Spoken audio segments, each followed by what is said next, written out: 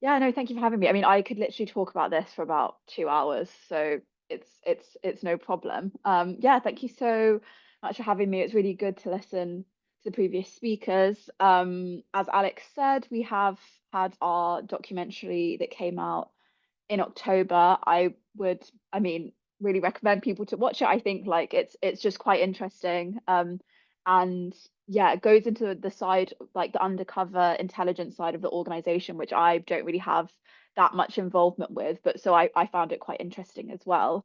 Um, and essentially, yeah, as Alex said, it kind of exposes um kind of race science funding coming from very powerful people, and kind of then also looks more broadly at how that those attitudes and that research kind of filters into wider public attitudes and how that affects kind of what we see in our communities. And I think from my perspective and the work that I do, as Alex mentioned, I'm senior policy and engagement officer. So I deal with the second and third mission of like the Hope Not Hate mission, which is looking at the communities vulnerable to far right radicalization, and then also the issues and policies which give rise to them. And so for me, I think if you've watched the documentary, I think kind of the most relevant bit for my piece of work was when we were talking about the riots. And I think particularly when it comes to talking about the Overton window in terms of what is acceptable and not acceptable to talk about in terms of multiculturalism and racism. And I think the key takeaway for me from not just kind of the documentary, but also the riots and everything that happened around that as well, was that multiculturalism and kind of attitudes towards multiculturalism and diversity more broadly is a really key issue, if not the biggest key issue facing our communities and threatening kind of cohesion more broadly. We have done public attitudes monitoring since Hope Not Hate started in 2011. So we have a lot of kind of public attitudes data that looks at this. But essentially, over the last couple of decades, attitudes towards multiculturalism have broadly improved, and that's kind of reflective of improvements in kind of race relations more broadly. But what we found is that in the last couple of years in particular, that improvement has now massively reversed, and it's kind of going backwards. Even pre-summer and pre the riots, support for multiculturalism was at a real low that was kind of akin to Brexit levels and kind of the previous decades. Before that, we found that 44% of the population thought that having a wide variety of cultures and backgrounds in Britain was actually undermining British culture, and that had increased by 13% in the last year. So it's kind of, yeah, a huge increase in hostility towards that. And we found 62% of people thought that multiculturalism wasn't working, and that had increased by 18% in the last year. So we're seeing this real acceleration of hostility. And that's impacting, as I said, cohesion more broadly. 61% of people think that there's increasing tensions between different ethnic groups, and over 50% of the population think that race and religion are the biggest cause of division in the UK. So there's kind of this widespread acknowledgement that there is this hostility and it's impacting how people feel towards each other. And so there's this huge volatility around multiculturalism and diversity. And I think the riots was case in point of how that can flare up. And I think for us at Hope Not Hate, the thing that was really frustrating is that we had been warning that something like this was going to happen for a very, very long time. I think one of the previous speakers, I can't remember who, sorry, mentioned that this was something that had been bubbling under the surface for a long time. We had seen that as well. We had tried our best to warn that it was going to happen before the riots. Actually, there was like the couple months before, there were a couple of trigger events that happened where we thought, oh god, this is it, like this is where it all kicks off. Luckily it didn't happen, but then obviously post Southport we saw things really kick off. And I think what was actually shocking for us was the speed with which the far right were able to exploit what was a really tragic and horrible situation following the murders in Southport, and spread hatred, and the ease with which they were able to spread that, and the speed with which people were able to kind of latch onto it and believe the misinformation and disinformation that was being spread. And the reason why that happened so quickly was because public attitudes towards multiculturalism, towards diversity, towards Muslims, towards migrants and people seeking asylum was already so horrifically bad. And I just kind of shared those statistics of what people felt before the riots. Um, and we know how the far right operates. we know that when there's times of stress or times of strain or trigger points, they're able to exploit the fear and the anger and the negative emotions that people feel and inflame it and make it worse and direct it towards groups who are also vulnerable and who also normally don't have anything to do with the actual issue. And we saw that in how suddenly it was all about Muslims, it was all about people seeking asylum and racialized communities more broadly. And I think it's important to remember that this volatility doesn't exist in a vacuum. There has been this concerted effort by the radical right, by people who are actually in the political mainstream, with this narrative that multiculturalism has quote unquote failed. And whether that's through narratives around pro-Palestine quote unquote hate marches, whether that's around, Muslim sectarian voters voting against the interests of the British public, and that was a narrative we saw loads around the general election, there has been this kind of concerted effort in the political mainstream, in the media, to raise questions and basically raise suspicions about multiculturalism and the ability for people from other cultures to exist within Britain. And again, I kind of come back to this discussion about the Overton window. And for those of you who aren't, sorry, familiar with what that is, it's essentially this idea that the Overton window is this group of ideas that the public are likely to adopt as normal. And what we've seen over time is that the Overton window on what is acceptable to say about multiculturalism and racism has been shifting. And so increasingly, more and more extreme language is being accepted as normal and mainstream. And I think the key example of this is this idea of incompatibility between different cultures, and whether or not that means that kind of Britishness is under threat by other cultures coming in.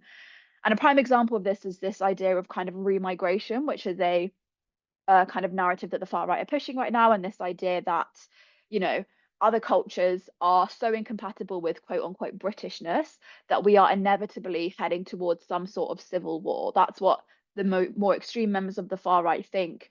And that's kind of this idea that they're pushing, and that's how they're trying to frame this kind of inevitable violence. And so, because of that, the kind of policy that they're pushing for is remigration, which is basically this idea that anyone who is not white needs to be sent back home. And I'm using so many inverted commas here because I know obviously it's not language that we agree with, but it's the language that they are saying. And, decades ago, that remigration policy was actually dropped by the far right because they thought that it just would not land in society, and that your average person on the street was not going to accept that as a policy. But what we're seeing now actually is that they've readopted that policy because it's becoming so much more widely accepted in society as something that people want and something that people believe. And so multiculturalism has basically become this new vocabulary through which to oppose the kind of increasing diversity and the demographic reality of an increasingly diverse Britain. But it's the acceptable way, essentially, to talk about race and be racist, because when you talk about it in terms of incompatible cultures rather than kind of biological or racial differences, it's become a lot more socially acceptable. And obviously that's really, really worrying. Um, and I also, yeah, so that's kind of I sometimes forget that our organization is called Hope Not Hate, because I feel like I focus so much on the hate, and that is the thing that is overwhelming and that we all want to think about. But I was also asked to talk about the solutions and try and inject a bit of hope into this. And I could talk about the causes of the riots for days on end, but I know, we're all very familiar with that. Although I would recommend reading our blogs about it, because it does go into more detail about kind of the specific narratives that we saw driving the violence. Um, but I think in terms of solutions, the key thing that we talk about at Hope Not Hate is around community resilience. And I recently co-authored a report called Fear and Hope: The Case for Community Resilience, which basically goes into more detail. So I would highly recommend reading that.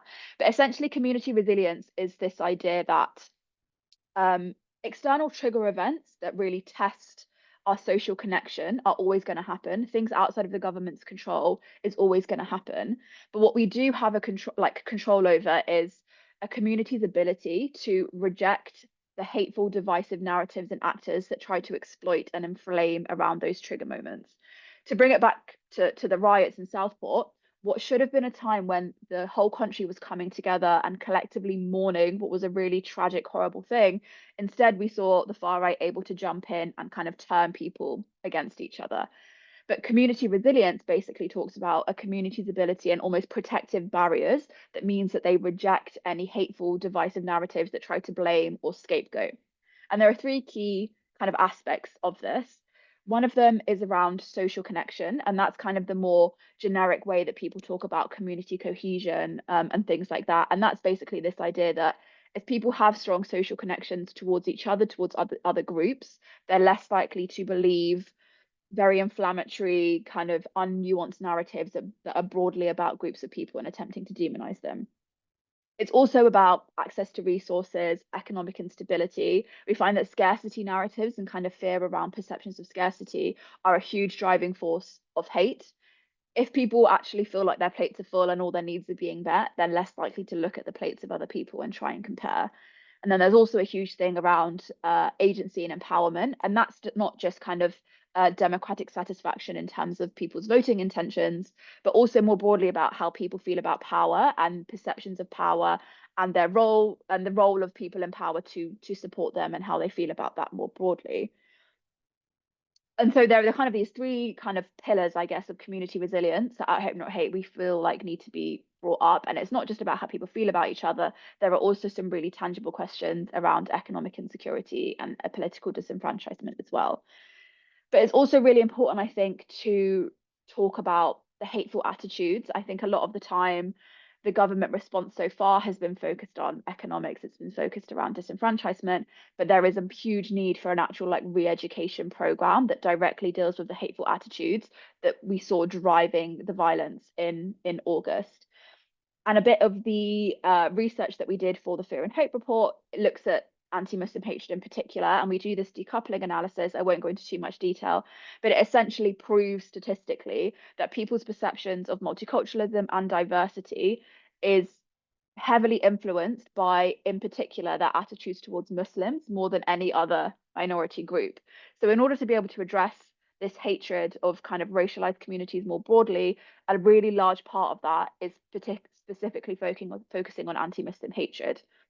And I think when we think about the response to the riots so far, I am very skeptical. I have a lot of a lot of concerns about the criminal justice response. It was very swift, it was very hard, and obviously, you know, when people break the law, there should be repercussions for that. But I think there's a wider question of how you think the criminal justice system actually rehabilitates.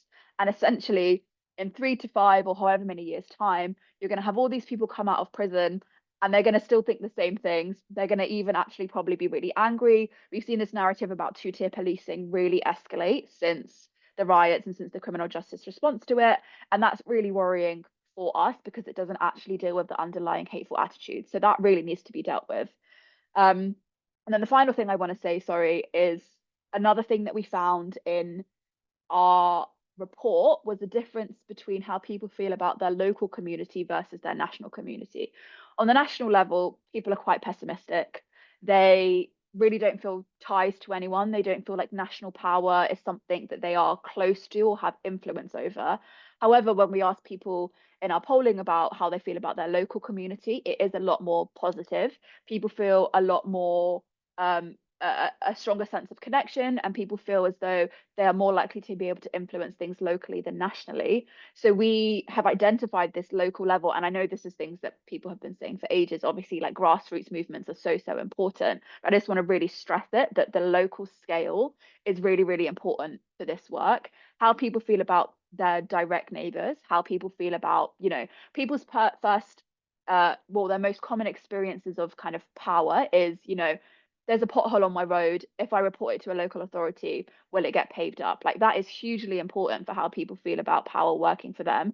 And if we're going to talk about, you know, the far right and reform and kind of the disenfranchisement that led to the real high turnout of people voting for reform in the general election, a huge part of that is to do with local power and people's perceptions of that. So that's, yeah, really, really important.